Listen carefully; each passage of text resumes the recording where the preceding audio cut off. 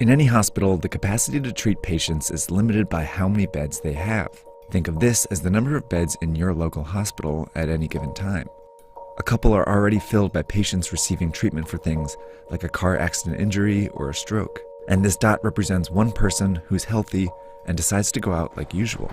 They jump on the subway and head into the office where they catch COVID-19.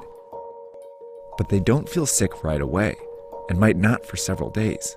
So later they go to a basketball game where they unknowingly infect 2 or 3 more people. Most of these people will have relatively mild cases, but one might be an elderly person with a severe case who will eventually have to go to the hospital. But these 3, who are all infected but don't feel sick, go out again, on the subway, into the office, and then out after work, infecting several more people, 20% of whom will need to go to the hospital. Over a short period of time, this process multiplies the number of people going to the hospital each day. Before long, the hospital is full and a crisis begins. People with severe cases of COVID-19 can't get treatment, and some who could be saved die. Plus, people with other issues can't get treatment either, and some of them die. This surge of severe cases causes avoidable deaths. That's what happened in South Korea, Iran, and Italy, all of which went from 100 to more than 5,000 cases in less than 2 weeks.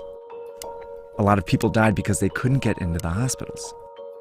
This surge is made up of only severe cases, but it was generated by people who didn't feel sick, spreading the disease in public.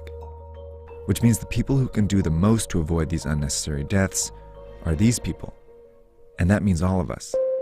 To slow the virus down, you need to act as if you already have it. By avoiding public transportation, the office, crowded places, and even small social gatherings, you decrease your chances of both getting the disease and spreading it. This is called social distancing. If enough of us do it, the virus still spreads, but much slower. Over time, many people might still get infected, but fewer severe cases show up to the hospital each day, never overwhelming the system. This trend line gets flatter. These people can all get treatment, and fewer people die because of it. These are the 2 ways the COVID-19 pandemic can play out. But this one only happens if everyone does their part.